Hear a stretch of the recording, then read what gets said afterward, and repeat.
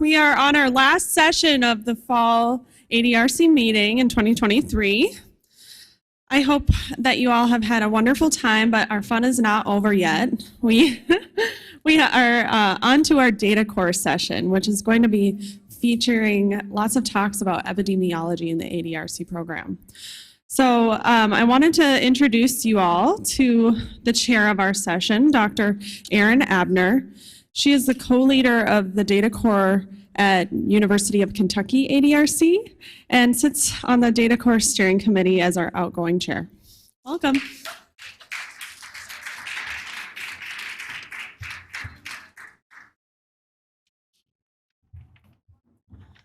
Welcome, everybody. I'm so glad to see you. We have a really exciting program, I think, planned for you for the rest of this afternoon, and I can promise you that we will not go over time. You will be able to rest shortly. So, epidemiology in the ADRC program. Turns out there isn't actually epidemiology in the ADRC program, right? There's no epidemiology core. There's no requirement for expertise in epidemiology in the RFAs. And yet, there is lots of epidemiological work and lots of epidemiological questions that go on in the ADRC. And certainly when we use the NAC data, we need to be thinking about where these data come from. And our questions that we ask are often related to causal questions, right? What are risk factors? What are protective factors? Those are things that are not directly addressable using just statistical models, right? So I'm hoping that as the program becomes larger and more diverse, that we will get more and more of epidemiologists involved in the ADRC program. So without further ado, our first speaker has already been introduced once today, and so I won't spend the additional time doing that, but please welcome Dr. Miguel Arce Renteria, who's the ORCOR leader at Columbia ADRC, and he is going to talk to us about the representativeness of the samples that are enrolled in the ADRC program. Thank you, Miguel.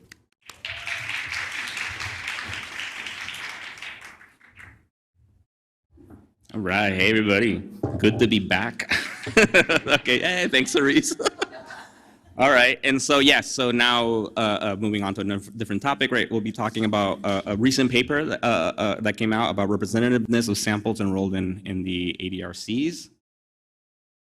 Right, and so the first thing I do want to mention, actually, something related to the theme about it takes a village, right? This is also a highlight. This was a big team effort. These are all my co-authors, collaborators on the manuscript, and also I want to highlight because this paper came specifically from the Advanced Psychometric Methods for Cognitive Aging Research workshop. I highly recommend it if you are not very familiar with it. It's a great workshop. It's basically a science camp. It's very fun and productive, and you get papers out of it, and you get to meet wonderful people to collaborate with. So I have there. SciMCA.org is the website. And so highlighting here my co-authors, actually Dr. Casey Dieters here in the audience. And so just to mention, briefly setting up, obviously this is not news for anybody. Obviously Alzheimer's disease is a big problem, right? And we know that over the last several years, right, we've had many public-private partnerships have been created to try to help us, by combining large networks of studies, large studies to understand with that, with the bigger sample sizes, to have better understanding of the disease process, right? And so these multi-site collaborations are also working as data repositories. And so I'm highlighting here just a few, right? There's several, and we've heard of them throughout the last couple of days as well, right? And so these efforts have been wonderful and have been super helpful in helping us move forward in understanding the disease process, right? And so obviously we're going to be focusing a bit on the NAC. But as well, obviously, as these efforts are great. One of the things that we still need to really emphasize more is that there are racial and ethnic disparities in ADRD. Here, I'm just highlighting some different studies that showing the disproportionate impact of dementia among racial and ethnic minority groups across different studies. From the YCAP in New York City, and Adams from representative study of U.S. population, and from Dr. Mayeta's work of the Kaiser analysis data from here in California. And so, right, so we know that this is a problem. And then in addition to that, right, we know that these individuals from racial and ethnic minoritized groups are not well represented in these studies of large studies of aging and dementia. And so bringing it back in terms of to the NAC uniform data set, right? This is one of those large repositories, right, that has collected rich cognitive data, rich biomarker data that's publicly available, right? And it's been very critical for the Alzheimer's and disease field for instance, by establishing racial and ethnic differences in terms of dementia prevalence and incidence, as well as studies on neuropathological differences by race, as well as biomarker differences by race and ethnicity using this data. And then also, as well as we've heard, from yesterday, it's been influential for the NIA research framework, right? And so, but as helpful as these data sets have been, right, it's important to understand how representative are the participants from these studies to the broader general population, right, which is what we're trying to target, right? We're trying to understand that whether the estimates of the information that we get from these studies that leverage NAC, can they be applied to more broader populations?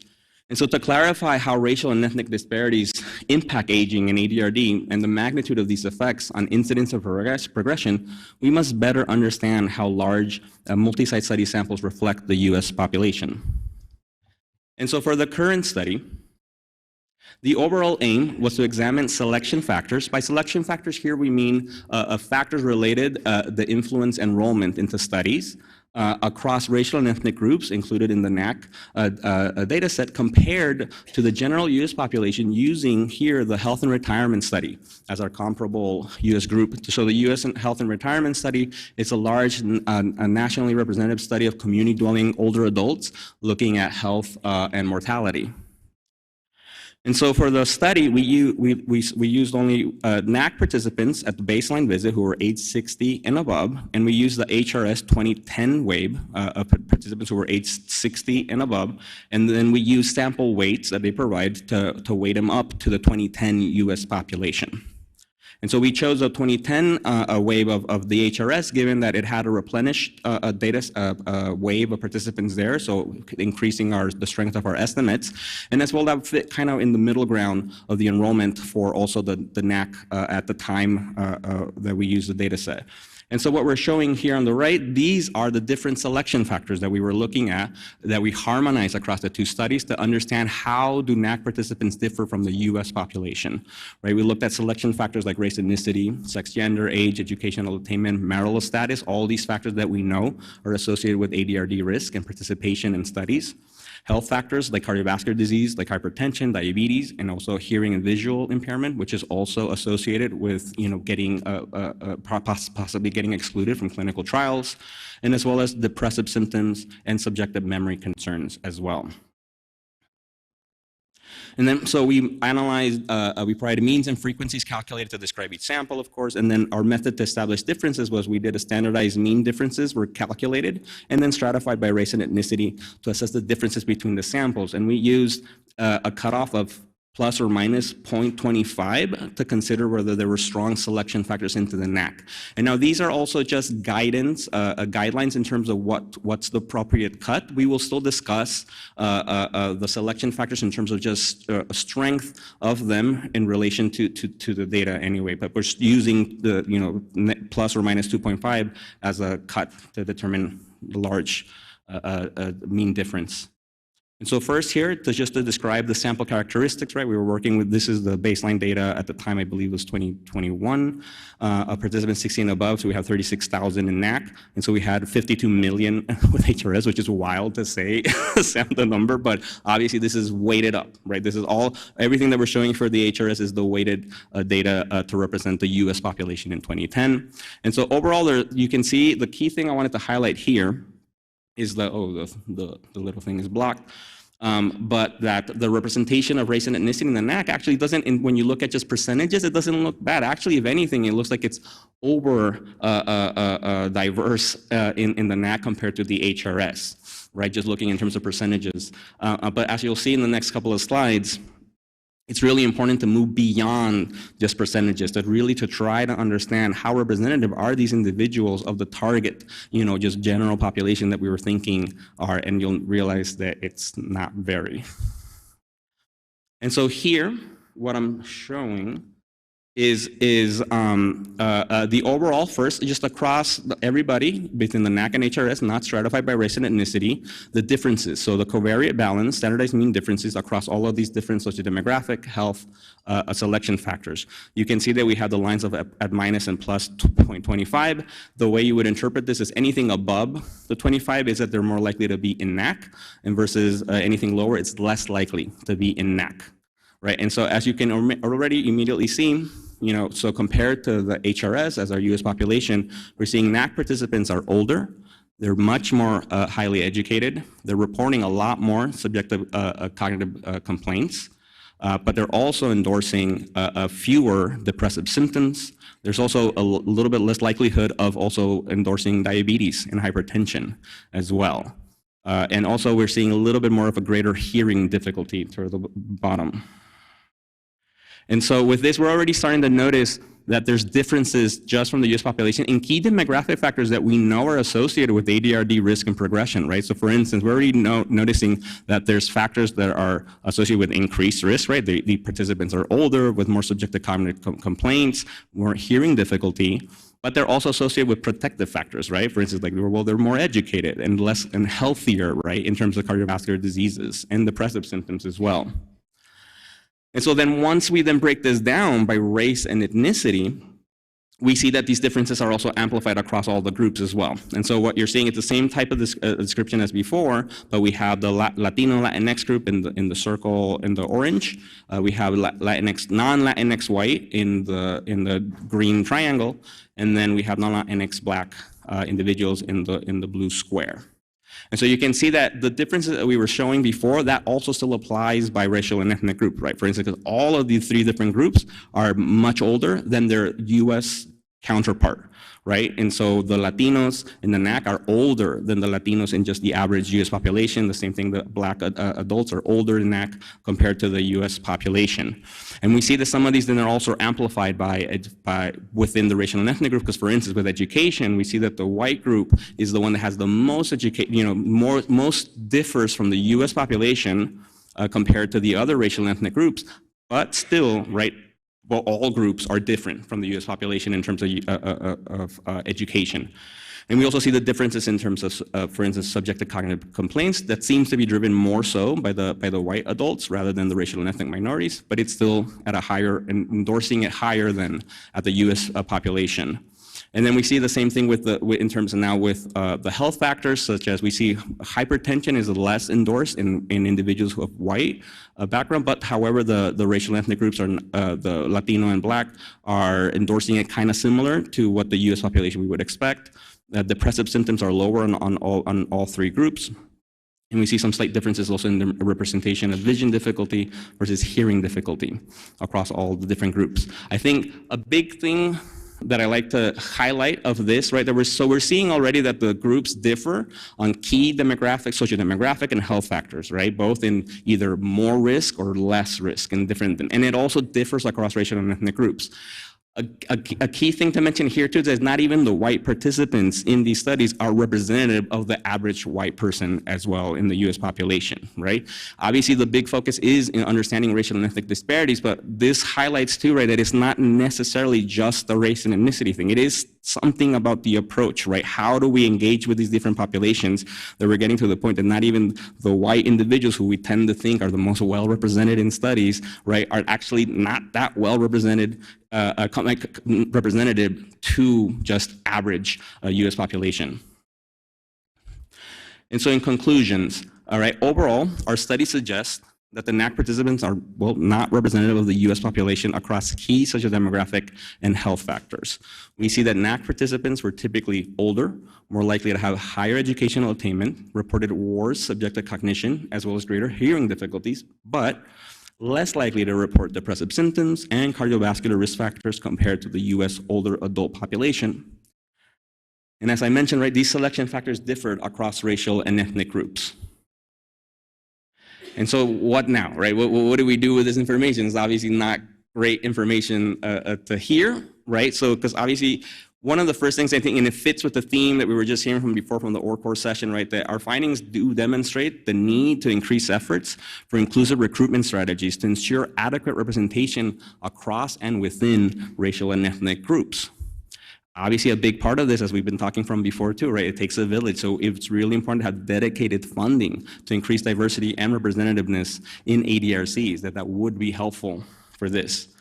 I do think it's very important, obviously, to mention, right, that I should have probably started let off with this, that, so the NAC wasn't designed for this, right? Like it was designed as a case series, but it is analyzed as a cohort sample, right? And it is analyzed as a cohort sample, and then from there we make generalizations that we're inferences that may be applicable, we're thinking to generalize to broader populations, right? But it wasn't really designed like that. Each site is obviously permitted to use different enrollment criteria that fit with their individual ADRC aims, goals, and budgets.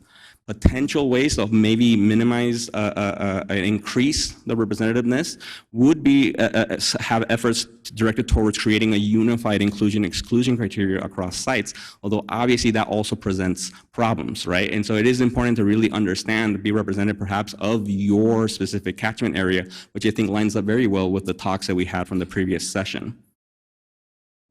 And then obviously the most important part too is, and then future studies really need to start evaluating the degree to which these factors may bias current findings and conceptualizations of ADRD clinical and biological outcomes. Really start to think about how are these, because of these differences in these selection factors, how may this be biasing our estimates and our information about what we think about ADRD and disease course process when we're largely studying it among these highly selected individuals. And so with that, muchas gracias. That's acknowledging all the funding sources for everybody on the team. Thanks.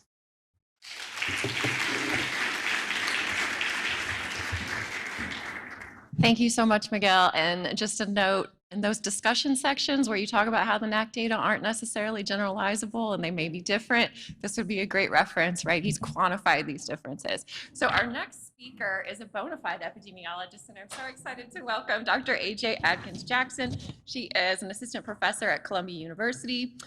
She is focused on the investigation of the impact of structural racism and other structural determinants of health. And so, welcome. Hey, welcome to my TED Talk, or my corner porch, or however we may say, let's gossip a little bit. I did practice this presentation and it was at 19, so I'm sorry to steal some time. All right.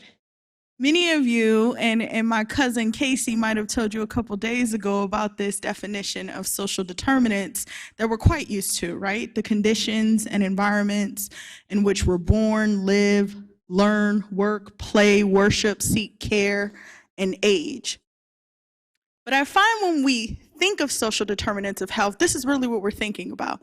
We're thinking of active choices individuals make to be happy, to have better lives. I want to sort of relieve you of that lie. Social determinants are not choices. They socially determine health for people. So it goes beyond individual level decisions and factors.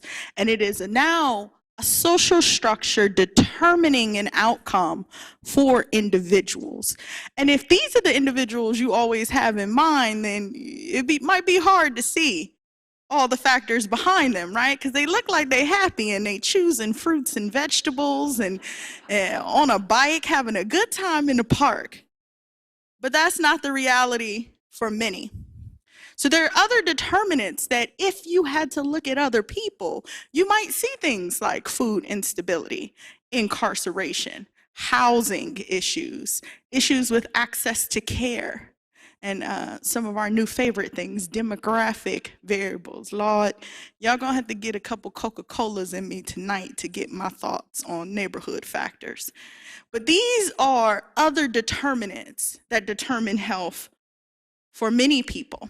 But I find that doesn't even scratch the surface, right? So I use structural determinants because every social determinant we have was determined for us by policies that have been implemented that distribute power disproportionately.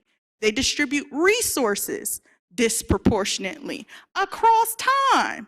This is not new. There's no one up in here that was born in the 2000s, okay? Y'all know what country we live in. This is not new. So you know these inequities are real. And so I love this diagram because then it shows us that these policies then dictate the social determinants that we come to know. So it goes even deeper, and I'm going to ask you for your help on that one too. I'm not going to let you go. You're not going to just be a scientist. You're going to be a citizen paying taxes too.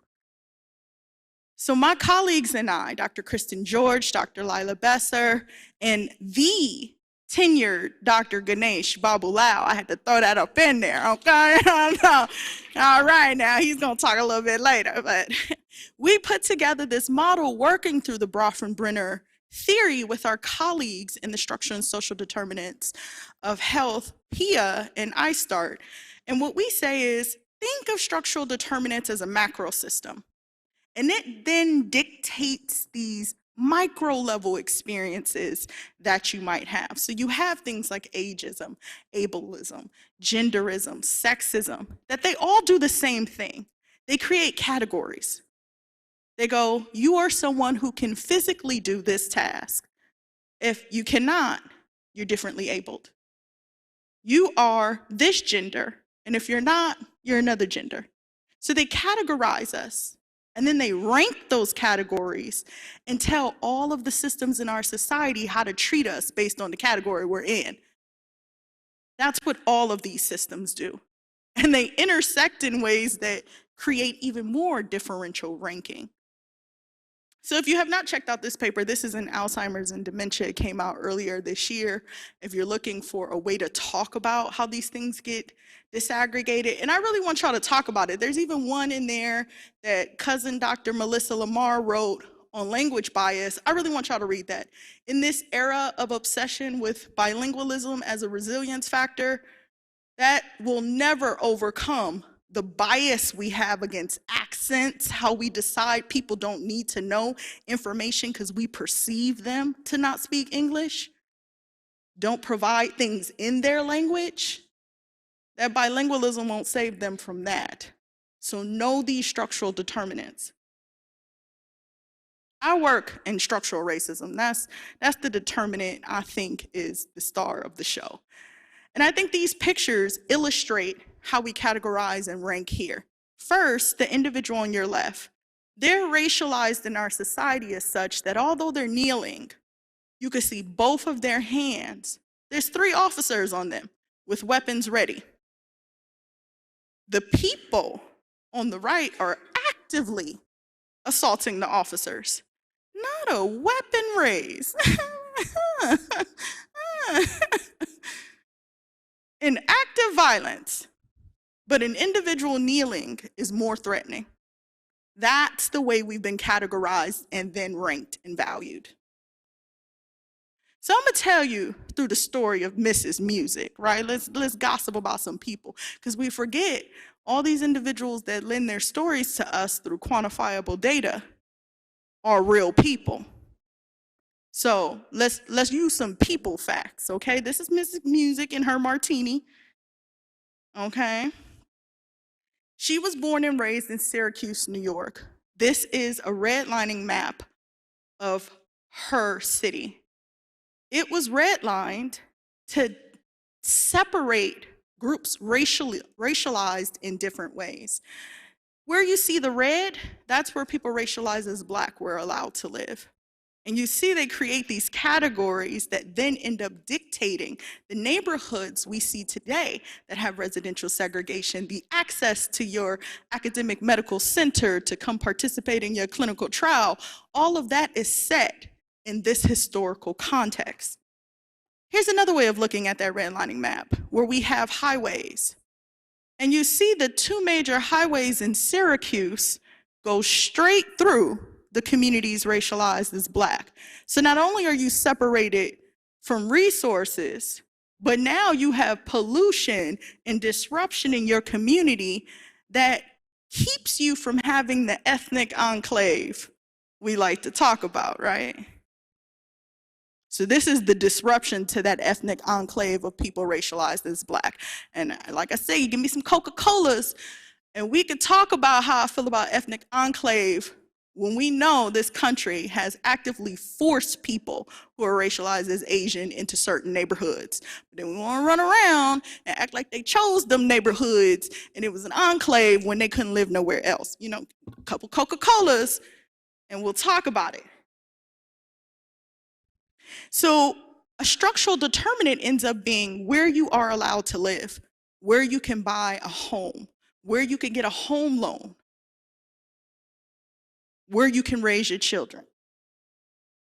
And my colleagues up in New York have already looked at this, looking at the relationship between residential segregation and incident dementia. And this becomes important because when they looked at all participants, people racialized as white, Jewish, Latinx, and Black, all together, there's no relationship between residential segregation and risk for incident dementia. But if you just look at people racialized as Black, because what was it designed to do but to separate the people racialized as Black from the people racialized as white?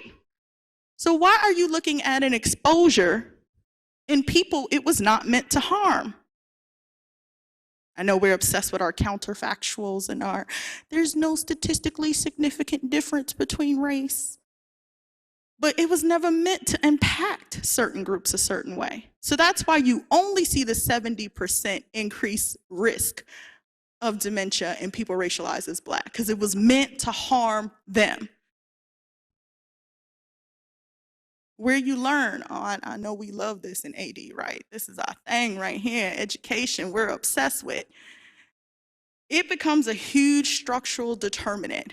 And if we really believe that we can create so much change in this structural determinant alone, then I have to push us to have a different kind of conversation about it. I mean, Mrs. Music went to an integrated school. And I know we have mixed literature on if you went to a segregated school, you'll have poorer memory, and then there's papers that say you'll have better memory because you were away from discrimination. But I just can't imagine learning, period, in a time where I am fearful for my life. So I'm not sure education is doing the cognitive reserve thing we think it's doing in AD. I think what it's really doing is creating a trajectory of resources. And we're not measuring that. We just think education. But really, if that degree gave you $10,000 more in access to health insurance, that's a big step. Just thoughts. Mrs. Music moved to Los Angeles thinking she was going to have a different life, to only meet residential segregation in Los Angeles. And this is the area that she lived in this redlined area. I mean, there's some ups, right? She gets married, has a family, but then we have the structural determinant of work. And beyond the kind of environmental hazard that this can create, we have the literature that tells us that there's differential cognitive stimulation, and this might create differential risk for cognitive decline. I have to tell you, this line of research I think is interesting. I think it tap dances on that ranking system because it tells us that people who do technology-based jobs, administrative jobs, are more cognitively stimulated at work than someone who does hard labor. And I don't know about you, if you ever tried to do physical labor, but it requires all of your cognition. You try to go exercise after work and find you can't focus. How many of you, I got to work out in the morning because that's the only time I got the mental capacity, right? So it's that devaluating system, again, we have to watch. But imagine a workforce that could not earn 40 hours a week to get the benefits that we have in our jobs now. That's the life Mrs. Music was in. First, she cleaned homes. And then she became a cafeteria worker for 20 years, never able to have full-time status to get the benefits, although she worked the hours. So she did not retire with a pension and other retirement benefits that we get to pay for these nursing homes and things we assume people choose or their families choose because they don't want to take care of them. This is just not an option for some of our elders. And although we don't have the data of the wage gap during the time that Mrs. Music was working, we do know what it is now. There's a $20,000 gap between women racialized as Black and men racialized as white. And I love this organization because they illustrate for us just how much you can get with that $20,000 a year. You can get 30 months of food, 25 months of childcare, 4 semesters of tuition, 19 months of rent, 13 months of health insurance. That's the difference between how people are being treated. And this is some of the stuff that my crew looks at. Shout out to Marvin Gray Matter family. The tenured Dr. Baba Lau is a part of it. Dr. Casey Dieters is a part of the family. And we look at structural racism across time. So in this model, working with the health and retirement study, we pulled out all the mid-baby boomers racialized as Black who were born in 1954 to 59, because we said, look, if anyone was supposed to benefit from a change in society, it's the people born after Brown versus Board of Education. So let's see how much change in society gets them. We tracked socioeconomic racism from 1930 to 2010 when they entered the health and retirement study. Y'all ready? Y'all not ready? Okay. The significant time period for their rapid cognitive decline at 51. So I just want to remind you again, they were born in 1954. They're 51 in 2010. And their rapid cognitive decline for the last 12 so years has been due to racism that occurred between 1930 and 1950.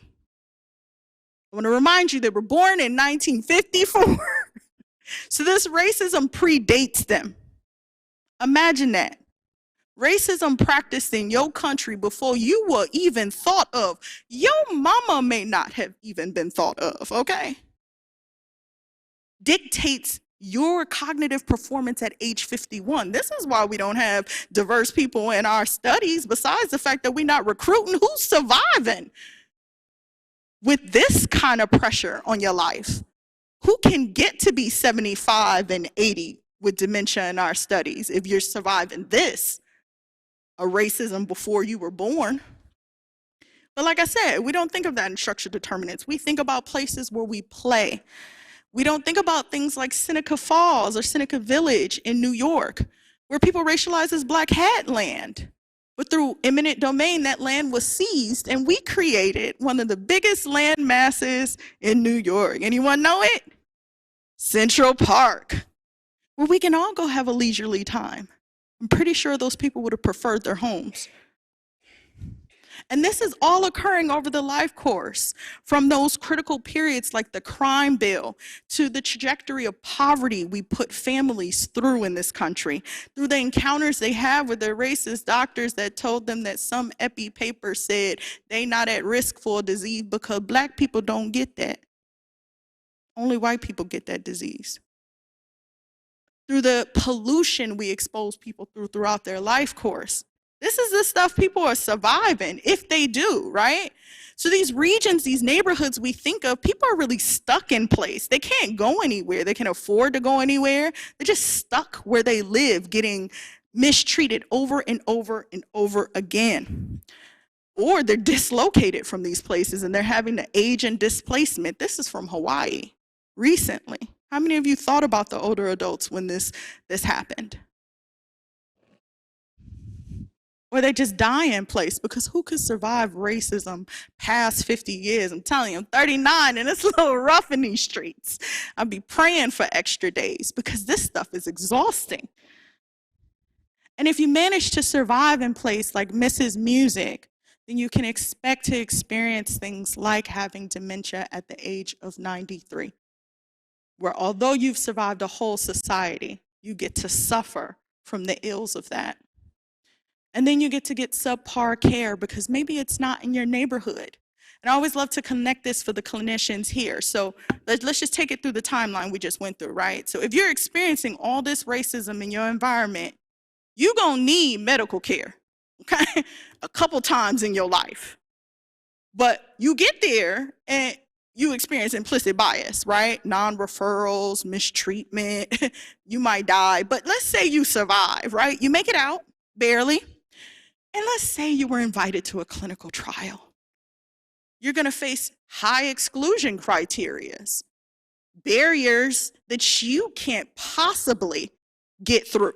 Transportation issues, all these high demands because the PI wants you to come on their working day to their office to give your sample. And then if you barely survive that, there's so few of you with that diverse experience, they won't detect a statistically significant difference in the data set. So if they manage to report you, because we know these studies, they don't be reporting race. If they manage to report you existed in the study, there's no difference between you and someone else. You're just an outlier in the normal distribution. These are the experiences of the people that live with dementia.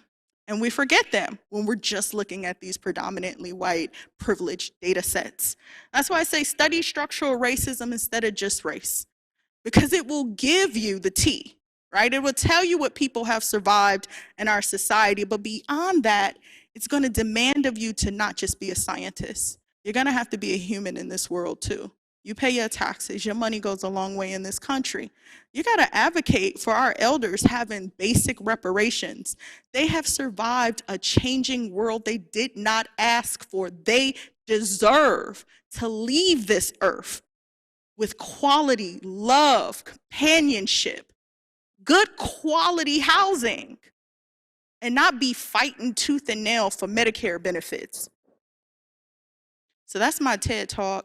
This is Mrs. Music, my grandmother, who I am a co-caregiver for, and she in these streets. So if you want to gossip about her life story or give me a Coca-Cola and gossip about other things, I'll be out here. So thank you.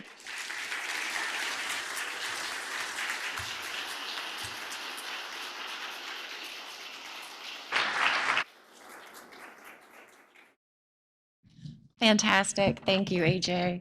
And thank you for introducing Ganesh. So I'll just say a little bit more about him. And he's at the Knight ADRC in the WashU School of Medicine, newly tenured, delighted to hear. He is going to join us virtually and talk to us about racial and ethnic differences in neuropsychiatric symptoms and progression to incident cognitive impairment. All right, can you hear me okay? I'm going to assume so, and I'll just start talking. So two things, I think, never put me after Dr. Atkins-Jackson. You got to put me first so I can set the bar at like 2 centimeters. By the time you get to her, it's Denver, Mile High City. And the other thing is, please get her a Coke after this. So I'm going to go ahead and start talking about a paper, and I'll try to weave in two of the themes, or at least a theme each from my brother Miguel, his talk, and also Dr. Atkins-Jackson, her talk. So these are my disclosures of interest. I owe a lot to the NIA and the Alzheimer's Association for supporting my career. And we'll go ahead and dive on into neuropsychiatric symptoms. For those of you that know me, most of my research largely has been in functional markers, also in molecular biomarkers, but I study driving, but I also study health disparities. And for a third career, I also am quite interested in looking at not just neuropsychiatric symptoms, but mood disorders. So we look at depression, anxiety, those as not just risk factors for ADRD, but also consequences of ADRD. So neuropsychiatric symptoms are really a consequence and a major risk factor for dementia, but they also vary in prevalence across dementia etiologies, and choose your study and you will get a very different rate of incidence or prevalence. They do impact about 90% of patients with prodromal AD, and often with multiple symptoms all at the same time. So in one screenshot, I'll give a prize to those of you that can find the meta-analysis, but one meta-analysis found that apathy, depression, aggression, anxiety, sleep disorders, and irritability were the most prevalent symptoms for Alzheimer's disease, and more prevalent neuropsychiatric symptoms as a consequence of prodromal or symptomatic Alzheimer's disease. Unfortunately, most of the work that's been done in neuropsychiatric symptoms in the literature that has been published has largely been done in homogeneous, non-Hispanic white samples. So we know very little on what this looks like in more diverse, racialized, vulnerable, and minoritized groups. So this is the study. It is published, I think, open access in Alzheimer's and Dementia. So the simple motivation really behind the study was to shift the status quo from just controlling for demographic social identities in our analyses. We know that the trajectory to the outcome of interest, and for this paper, that was the time to cognitive impairment, it's very different for many different individuals. We often use race, age, sex, and gender as surrogate proxies for more distal processes that are occurring that are the structural and social determinants of health, as my sister AJ just wonderfully articulated to you.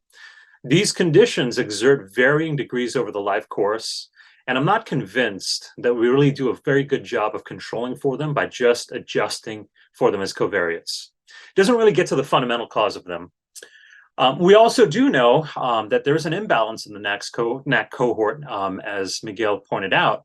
Most adults who develop cognitive impairment tend to be older, have fewer years of education, are more likely to be male, and typically are from an ethno-racial group. And so for this study, we wanted to look at adults that are age 50 and older. In terms of inclusion criteria, they all had to have a CDR or a clinical dementia rating of 0 at baseline. They were not allowed to, or at least did not have impairment based on a presumptive etiological diagnosis of AD. When we also wanted to ensure that no one had any self-report or actually collateral source report measure of neuropsychiatric symptoms as evaluated by the NPIQ, or the Neuropsychological Inventory Questionnaire.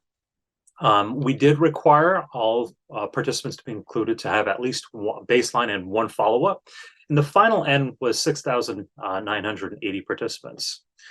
Now, in most observational studies that typically use propensity score matching, you're using it to control for confounding biases. What you typically want to use is propensity score weighting for selection bias, especially when you have a small sample that are typified by minoritized or vulnerable groups. And so what we did here, so within the almost 7,000 participants that were enrolled, or at least within this cohort that we selected, the conversion from CDR 0 to CDR greater than 0 was about 1 to 4. And there was also a significant imbalance in the sample size across our ethno-racial groups. So there's a little north of 5,000 in the white group, about 1,200 in the Black or African American group, only 313 in the Hispanic group, smaller number for the individuals racialized as Asian, and then only 25 in the American Indian and Alaskan Native. So how do you solve this problem? As Miguel mentioned, it is very challenging when you're trying to run analyses and you've got, over 5,000 to 187. It's really complex. And so one way to do this is propensity score matching, but nearest neighbor matching consumes the sample. And we actually did run nearest neighbor matching. And what it did was it dropped the N from nearly 7,000 to about 2,800. So what we did was we sought out experts in the field. And literally, the gentleman who wrote one of the textbooks on propensity score matching, so Dr. Shenyang Guo, who's also here at WashU, we talked to him about this really complex problem, and he talked about, let's use propensity score weighting, but more specifically, inverse probability of treatment weighting. I note not just the book, but also the chapter, if you're interested in learning more. Participants were matched based on age, sex, education, and race and ethnicity. And so the reason, so we ran a logistic regression model where the outcome was progression to 0. CDR greater than 0. And we estimated the score for each participant and the overall probability of progression based on age, sex, race and ethnicity, and education. Then we went ahead and ran the Cox proportional hazard model. And we also included those very same covariates, those socio-demographic variables that we like to include in the model. And we adjusted for them. And so what I'll present to you is just two tables. The first table that you see in front of you is the unweighted models. And so to orient you to what we're looking at here, so we have 12 models. Each of them correspond to one of the specific domains on the NPIQ, so delusions, hallucinations, agitation, and so on and so forth. And then what we're looking at, the hazards ratio, is the risk for progressing to a CDR greater than 0. And as you can see, each of the NPIQ or the domains contribute a much higher risk for progressing to prodromal AD or cognitive impairment. And then when we look at the differences by race and ethnicity, what you'll note is that for individuals racialized as Hispanic, there's statistical significance all across each of these 12 models, indicating that they have a much higher risk of progressing to cognitive impairment compared to our non-Hispanic white cohort. When we drop in the propensity score weighting, what you'll see is a significant shift in terms of the statistical significance. The hazards ratio went down a little bit, but all the models were statistically significant. But then there's the shift where individuals racialized as Black or African American, each of those models were statistically significant, where they had a higher risk for progressing to cognitive impairment compared to non-Hispanic white. And there were 6 models for the Hispanic group and 2 models for the Asian group.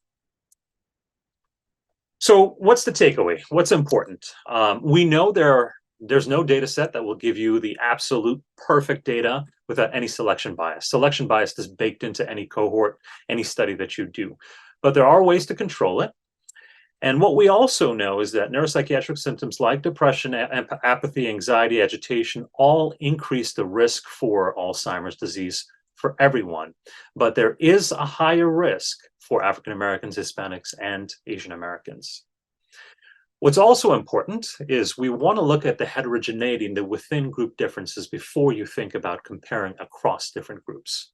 We're not going to get to the such structural and social determinants of health that AJ talked about. I mean, you really have to measure everything about the environment. We also know that early recognition is really quite important, but delayed diagnosis is almost replete within the literature when you're looking at minoritized groups. And there is underassessment, systematic, I would say, screening and assessment of cognitive symptoms among minoritized groups. We also want to think about not conflating neuropsychiatric symptoms with disposition overall or personality. This typically is done clinically, and for a lot of clinicians, those of you in the room and colleagues that I talk to, this is one of those implicit biases that are also replete within practice. And last but not least, I think addressing structural racism, talking about trust in medicine and awareness about ADRD is very complex. And the only way to do it is to start addressing them within the limitations section of our papers and also talking about the limitations within our sample that we're using. That's all I have for you today. Thank you very much.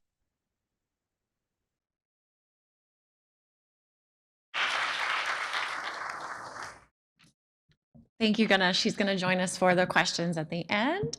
Our last speaker is a dear friend of mine, Pete Nelson, the director of the Neuropathology Core at the University of Kentucky. He is probably have been delighted to hear these talks, and he's going to talk to us about how selection factors at the different centers affect the results of our clinical pathological correlation studies. Hi, Pete, take it away.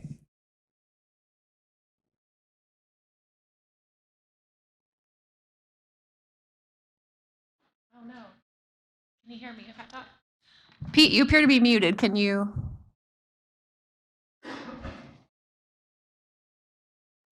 Still can't hear Classic. you. There we go. We hear you now. Thank you. Hear me now? Okay, great.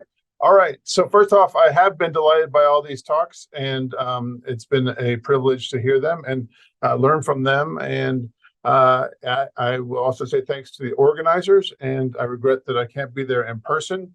The concept that I'm talking about is a simple metric to assess the influence of some of the recruitment bias in dementia research-related autopsy cohorts and putting it to the test with NAC.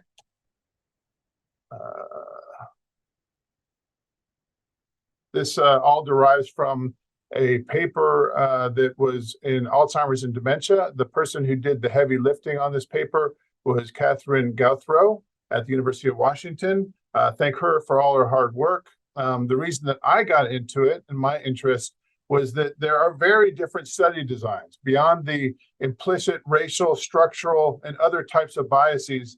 Just the study designs themselves, as has been referred to somewhat, it make a big difference.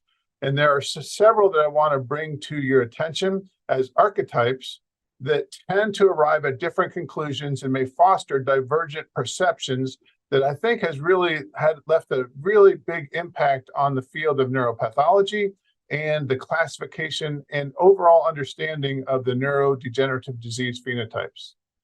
So these different study designs can be conceptualized and sort of caricaturized along the human aging spectrum. So this is human aging, 40, 50, 60, 70, 80, 90, 100.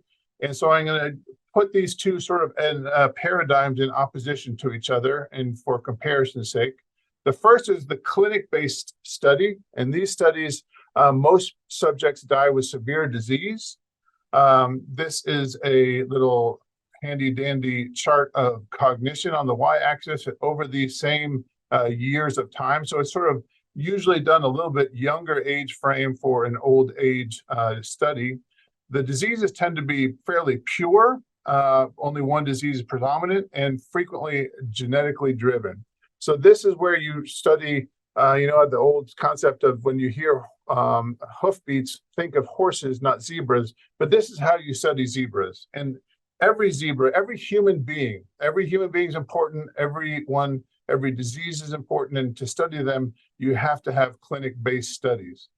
One key element of the study design for clinic-based studies is that you frequently recruit onto the study after someone's come to a research clinic or a neurology clinic or some memory disorder clinic, movement disorder clinic, or some other specialty clinic, and they're recruited into the study while already impaired.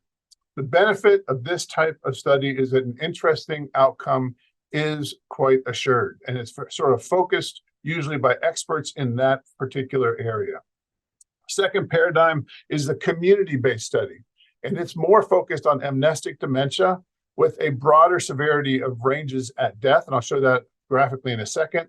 The genetics are usually more multi, and mixed are the pathologies as well. So this is where you see the horses. Importantly, in this paradigm, folks are often recruited onto the study while neurologically within the range of normalcy. And some of them do go down fast and decline, sort of like how they did in the clinic-based studies, but there's a lot more of a spectrum of difference. And a lot of them actually end up with subtle or no changes whatsoever in the course of time on study. Here, very importantly, the outcome is unknown at the time of recruitment. This is a very important study design element that differentiates from the clinic-based study. Despite these extreme examples and sort of caricatures, many study cohorts fall somewhere betwixt and between. They're neither exactly clinic-based or community-based, and a lot of the ADRCs are like that. So how can you compare studies and figure out parameters that differentiate them better than my sort of cartoonish stereotypes did? Well, we decided to think about that and focus on how the state of the research participants when they were recruited onto the study. NAC's a great context for this because there are a bunch of ADRCs that have followed a lot of research participants. For our study design, we had 28 different ADRCs that had over 30 study participants each, followed longitudinally. Each came to autopsy with detailed data on both clinical and pathological region. So again, we're interested in the conditions at which they were recruited on study. For the clinic-based, they would be recruited impaired. For the more community-based, they would be more normal.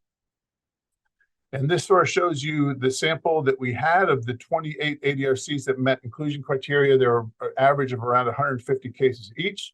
The cut points we used were 0 to 15, 15 to 30, and more than 30.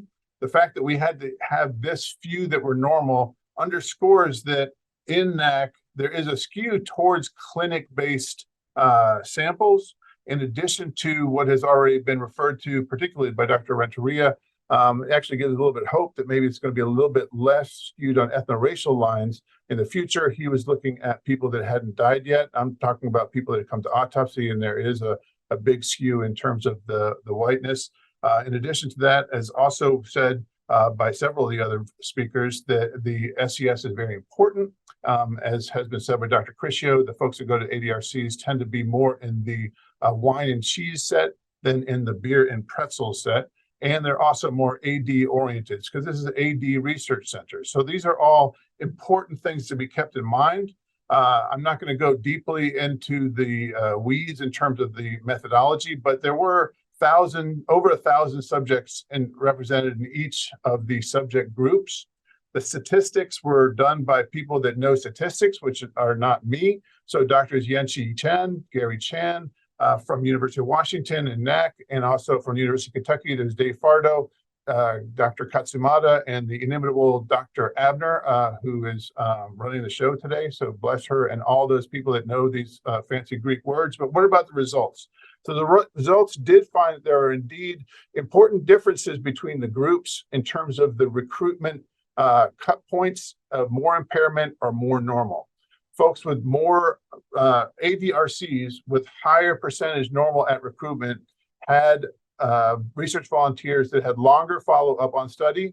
They were older at recruitment and death and were more female, but had lower ApoE4 alleles.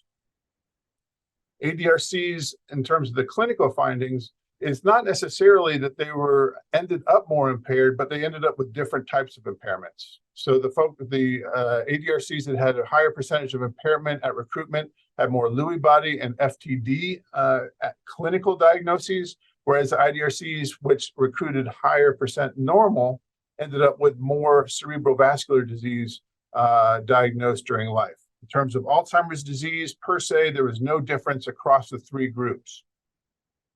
However, when you look at pathology, there was difference in the Alzheimer's disease neuropathologic change. People, ADRCs that recruited higher percent impaired had more people at the extreme. So they were either had no Alzheimer's disease neuropathologic change or extremely severe Alzheimer's disease neuropathologic change. Whereas those that recruited with a higher percent normal had more in the middle. And that, I think, gets to in a community dwelling, you are much more likely to see folks that are diagnosed with Alzheimer's disease, but their severity of Alzheimer's disease pathology is not at the very extreme of that scale. Further pathology findings included non-Alzheimer's disease neuropathologic changes in which the ADRCs, which recruited with higher number of impaired, tended to have more FTLD TDP, but not more FTLD tau. And I think that is because PSP, progressive supranuclear palsy, like pathology, is, I think, much more common in the community than is frequently appreciated. By contrast, it's not just that people who were recruited into ADRCs that had high percent normal were less pathology. They had pathologies that that weren't there in the lower in the ADRCs that had more impaired.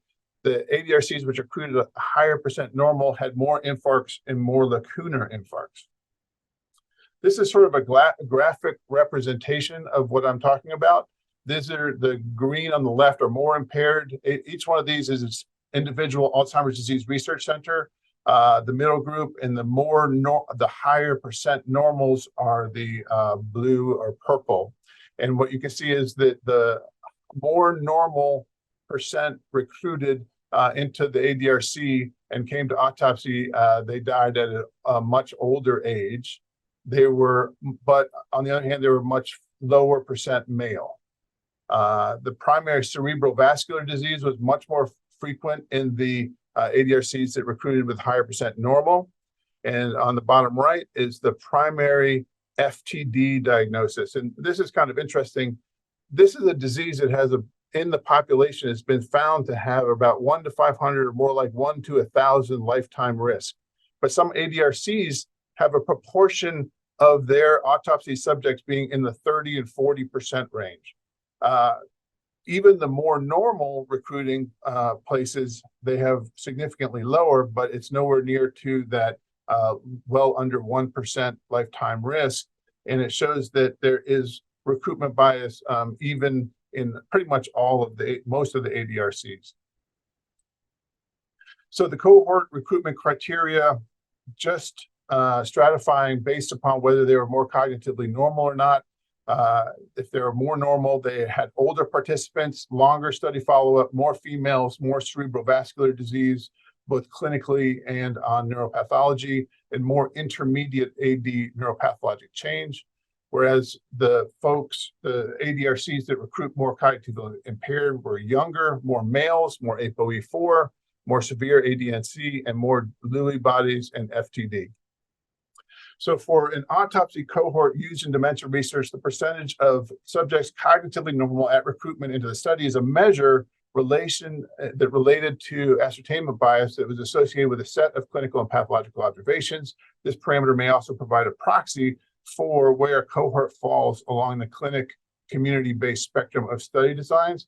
I again thank Catherine Gouthro. I also thank, who I haven't thanked yet, Charlie Mock, and but the always effervescent Dr. Kukul. And I'm just going to make another point here, because these type of things sometimes tend to be a little bit controversial. And so I'm going to refer to a case that a study example of what I'm talking about and how it's important, how it can affect public health and affect treatment management. And it also shows that I'm a little bit of a Nepo baby. So this is, I think, a very classic set of studies in the 70s, 80s, and 90s by Ellenberg and Nelson that were studying febrile seizures. 2 to 5% of people, when they're babies and young kids, get febrile seizures. They spike a fever and get a seizure. The standard of care up into the early 70s in most places was to treat these people with phenobarbital because you didn't want them to go on and get epilepsy or non-febrile seizures. And it thought that the phenobarb was prophylactic against that. And why? Because in clinic-based studies, the percent of people with febrile seizures who progressed to later epilepsy was very, very high.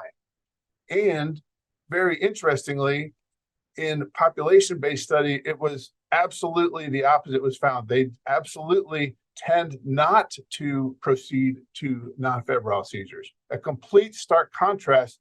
Here is where many of the hotshot places were, the very fancy research institutes that attract and are enriched for people that have a certain sickness.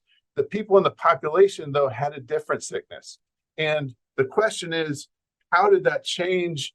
These findings actually greatly changed clinical care. Why did it change clinical care? For a number of reasons. And these are several follow-ups by Ellenberg and Nelson, led by Dr. Nelson, showing that not only did phenobarbital not treat the disease, did not make you less likely to progress from febrile seizure to non-febrile one, but the kids treated with phenobarb for febrile seizures diminished their IQ by around 10 percentage points. So this is representative. This was done in a large cross-sectional study, large observational study with tens of thousands, and then later with a placebo-controlled randomized study, and they showed essentially the same thing. So very important, this difference between that which happens in clinical cohorts and that which happens in population cohorts is very important to keep in mind. It can have very big impacts on clinical management and on public health. I would say just real quick that this Karen Nelson is actually my mommy, and I thank her for all that she has done in this field. And I thank you for listening, and thank you again to Catherine Gouthro for doing all the heavy lifting on the project that I'm sort of being the mouthpiece of. Thank you so much.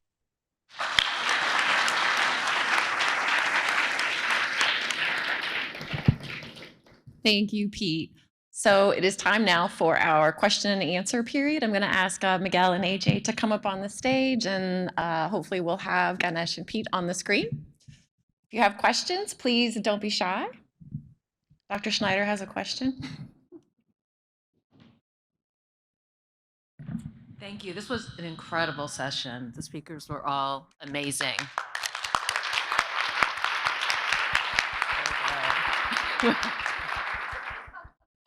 So, not surprisingly, this question's for Pete. I'm a neuropathologist too.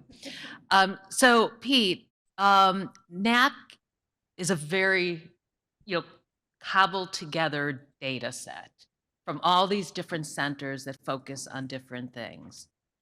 So my question, I actually take it back that it's for you. It's about you. It's not for you.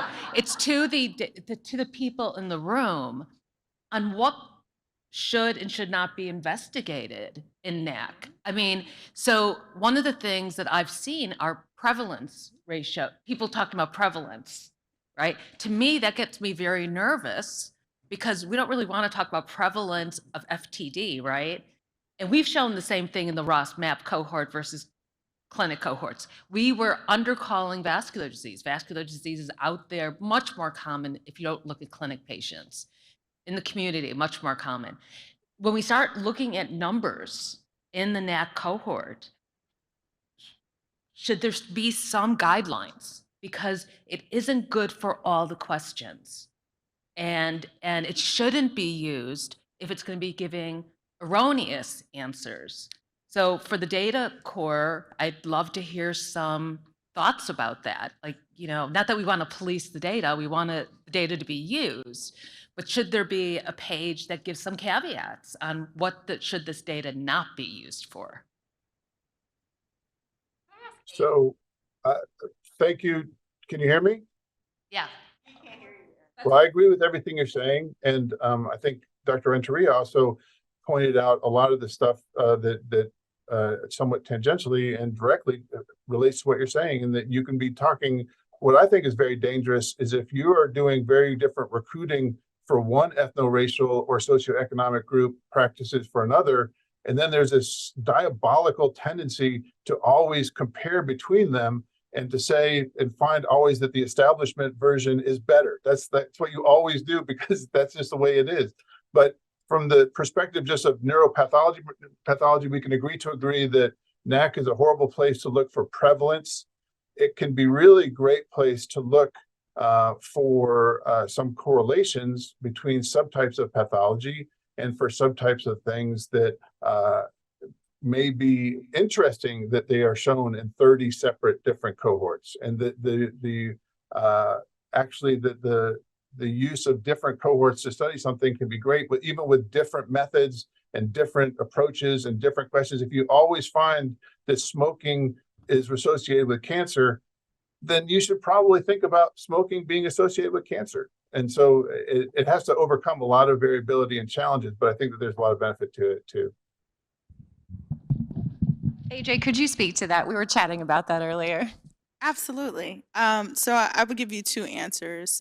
The first one is sort of I think a simple one where we have a diverse array of literature on risk factors for different types of dementia in diverse populations. So my first thing would be that we can start to temper the variables that we use based on rich findings that are elsewhere. And I know that we tend to get cliquish in the studies, in the PIs that we read, but there are different disciplines that are publishing data that can help guide us to the variables we can look at.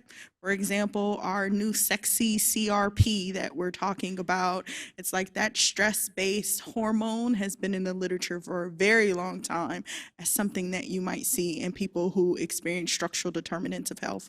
But I will add even further work to you that I would suggest the ADRC start collecting life course history, because through that practice, you will illuminate things that you didn't even know you needed to follow.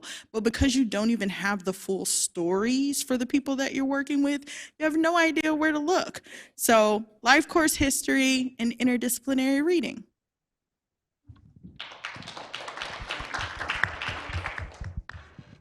I definitely agree with that. I would also just make one more quick point, is that we couldn't do this study that we just did looking at the clinical to community spectrum and a parameter that's relevant to that without a structure such as NAC with multiple different ADRCs to look at it in. So it gives you an opportunity to look at some of the variants across different centers. And I'll defer after that. So hi, Pete, this is Oscar. I think that the NAC database is good to study mechanism of disease. And you are right, it's difficult to do prevalence or of diseases, but it's one of the best places to study mechanism of disease. Disagreeing, cousin. How can you understand a mechanism when you don't have the diverse experiences that are there?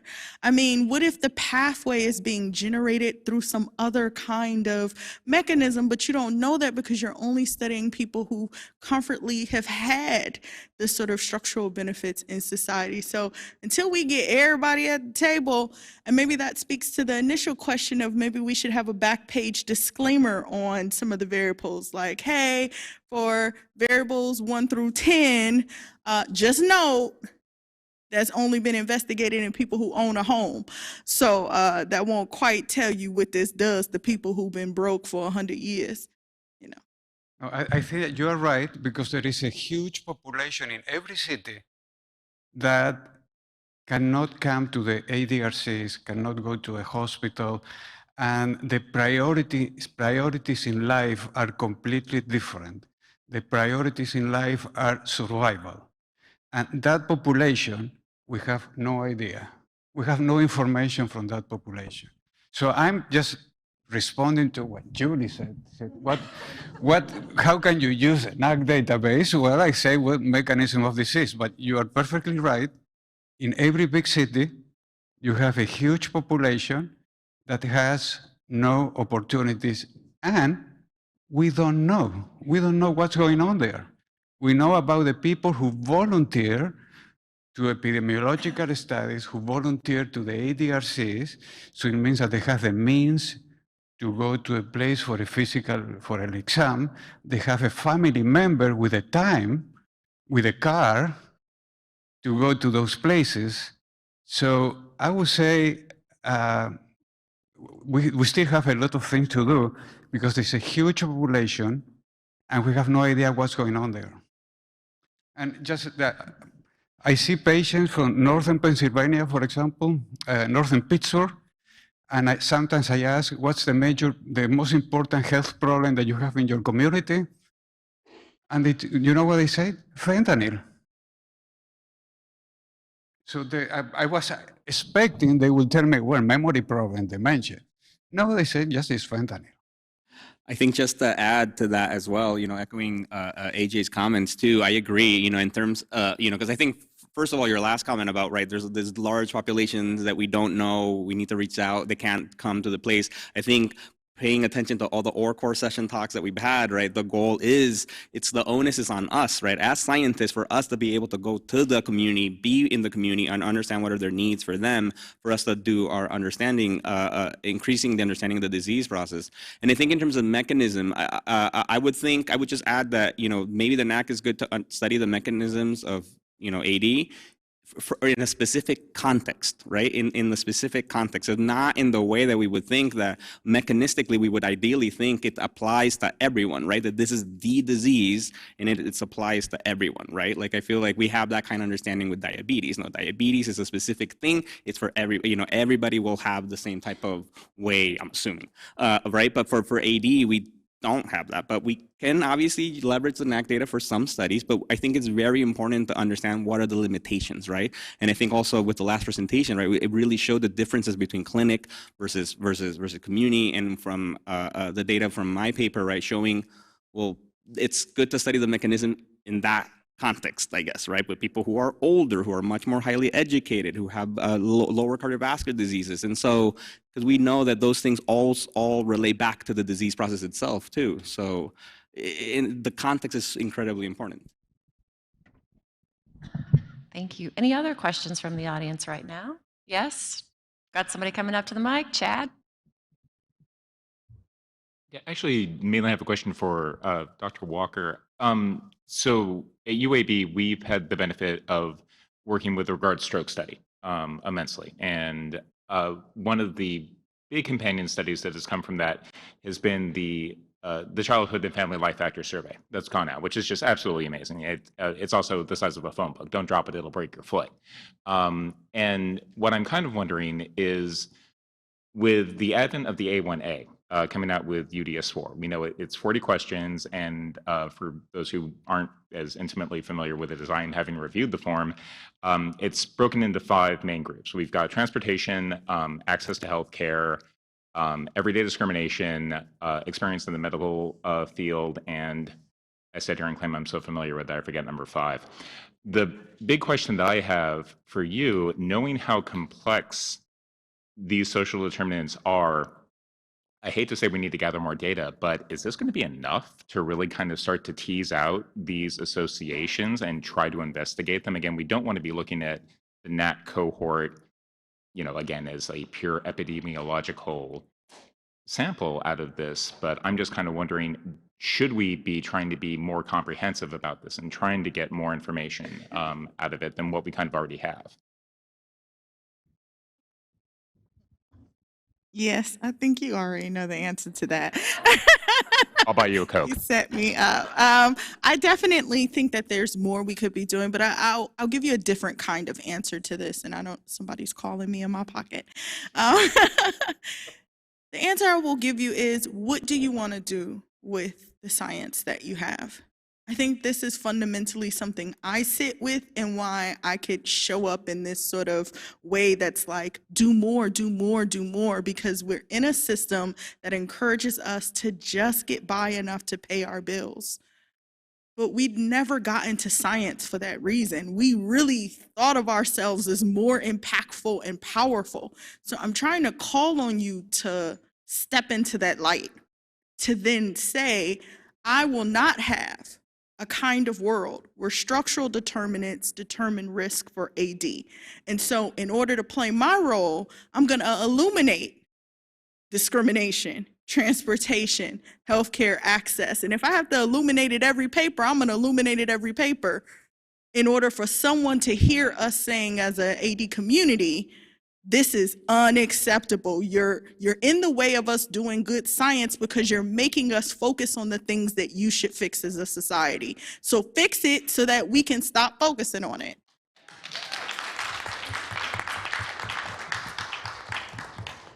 Laura Baker from Wake Forest. It's a question from Miguel and maybe Pete.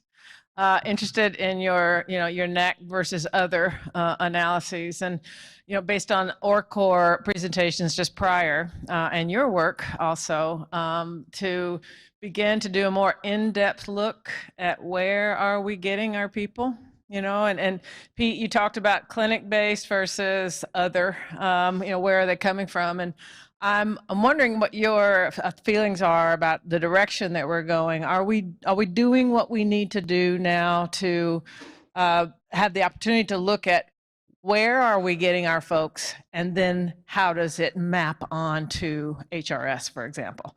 So I'm hoping, so question one, in your analyses, could you separate clinic-based versus more community-based, and did that make a difference? Pete, I don't know, based on our work, I don't think we've done enough to know where people are coming from. And I think that's something we're trying to close the gap on. Sorry, Pete. Well, for epidemiology, you need to know what you're dealing with. There's no such thing, like Ganesh said, there's no such thing as a truly population-based anything, really, but especially autopsy cohort. And the autopsy cohort's a gold standard for the different subtypes of diseases. So it's imperative, as Julie said, to know what you're talking about with regard to recruitment. Like, for example, the population prevalence of APOE is 25%. But in a lot of cohorts that are studied and given the prevalence of Alzheimer's disease, it's about 50%. And of course, it's going to have a completely skew your sample in terms of all other things.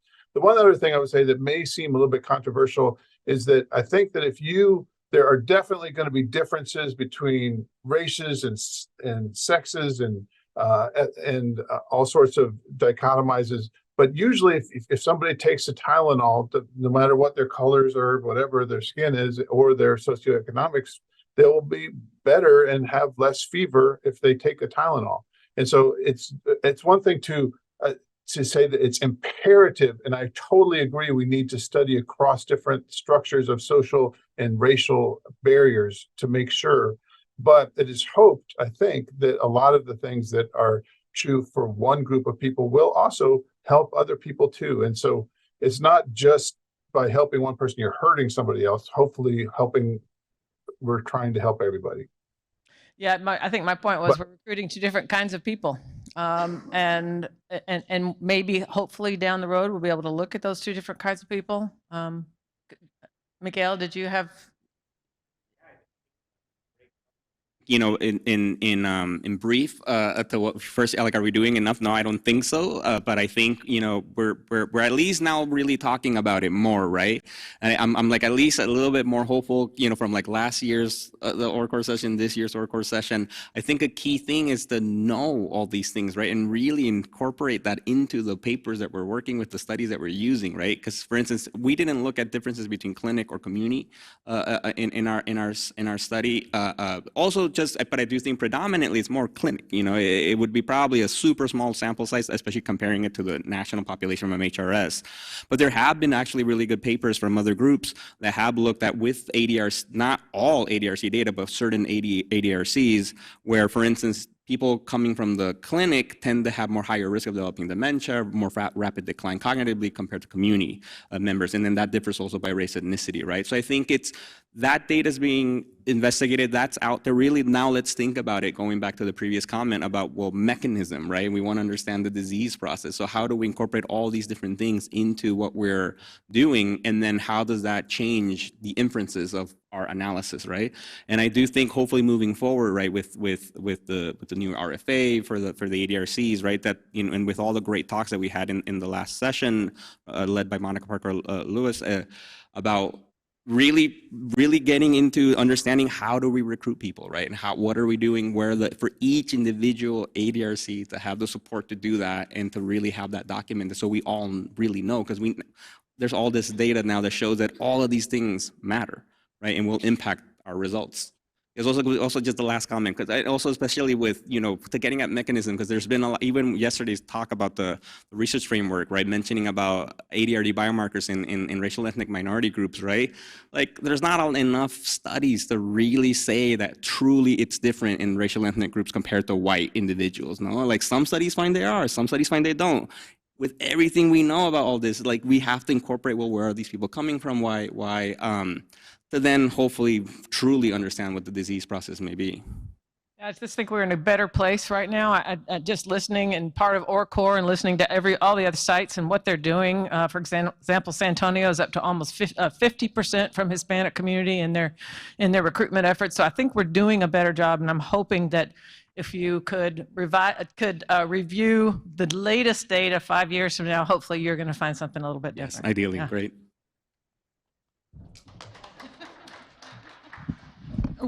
As I destroy the whole place. Annie Cohen from Pittsburgh, and I just wanted to commend you all on this session. It was so fabulous. And Dr. Atkins' call to all of us, I think one of the things we've heard a lot about is how certain types of papers don't present demographics data. A lot of times the postmortem papers get called out in this area. And there's a lot of discussion on who should be mandating how we do this. And I think rather than having that discussion, we should call on each other as we review these grants and we review these papers to call that out when we see it.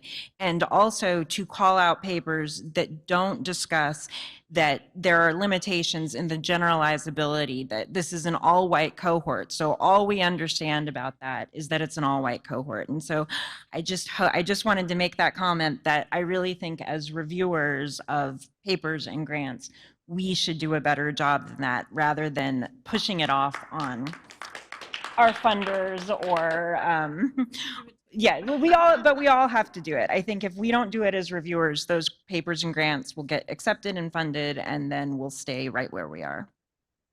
Let me give my 2 cents on that, though, too. I agree with what you're saying and the substance of it.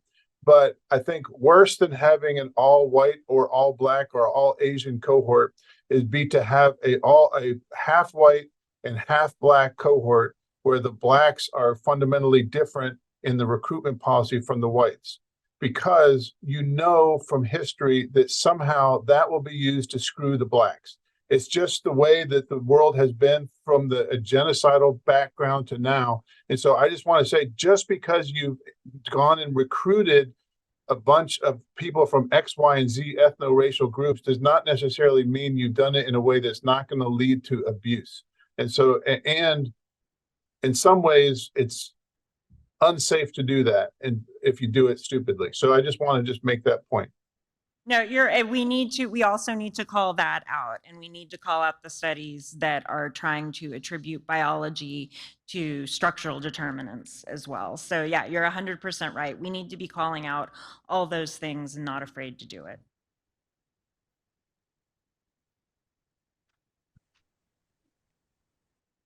So I'm Nina Silverberg. I direct the ADRC program along with Therese Elliott. And hi, Pete. And I really want to thank Dr. Abner for setting up this whole session, because this is the most different data core session we've had in a good way. I think it's really terrific. So congratulations to you all. I do also want to say that one of the things I've been working on for pretty much since I got to NIA is trying to diversify specifically the autopsy cohort. And it's really, really hard. I think we've made a little bit of progress. We're going very slowly. But one of the ways that I've been trying to do that, and I actually want feedback on this, is to empower the neuropathology cores to not only use, I mean, we're of course trying to diversify our clinical core cohorts, but to not only use the clinical core cohorts. And I ask like HRS folks, could we think about autopsy on those cohorts? And I always get to, when I ask groups like that, well, we already got them to, do all this, and it's already a lot of burden, and I don't want to mess up our relationship by bringing up death and autopsy. So what can we do about that? Oh, yes. Oh, yeah. Let's talk about it. Okay. It's not going to be a conventional answer because you didn't figure this out by me. Okay. So sometimes we skip steps in the way that we build connections with groups. And I find one thing we did, because I'm an epidemiologist, so I was forced into COVID and doing data for California. I felt like my colleagues kept skipping the apology step, which is so huge. Like, we just assume we're new, we didn't enslave people, let's just move on. When really communities need that step. They need you to come and say, no, I really am different, and I'm gonna keep showing you I'm different, and I'm sorry that my institution is trash, and I'm gonna work to block the impact of my institution on you. And if I'm not doing that, bring it to my attention, and I will put my job on the line to block my institution doing the same stuff to you that it's done before. That's why many people from minoritized communities, researchers, end up getting collaborations, because we're honest enough to be like, look, these people wild. I can't account for them, but I'm gonna do my best to block them from hurting you again. And I'm sorry. What if NAC took a systemized approach to that? I mean, I'm in New York. Columbia would be damned if it apologized for the gentrification it's currently doing. But what if the ADRC felt differently? What if NAC told all of its ADRCs, no, we're not playing this game? Once you address those issues, you will see the trickle in of people who feel like, no, they're different, so I will participate in the study. Because they're different. We got to do that level of stuff, like restoring, healing the gucky stuff between each other. And once we do that, people will volunteer. I mean, my uncle, a veteran who never wanted to be called a veteran, He hated this country for drafting him into the war. He donated his body to UC Irvine. And I was like, what? But for him, Irvine had showed him something different. And he was like, I'll donate my body to them for research. We can change it if we do a little bit more. That is such a fantastic note to end on. Thank you, AJ, and thank you, everybody.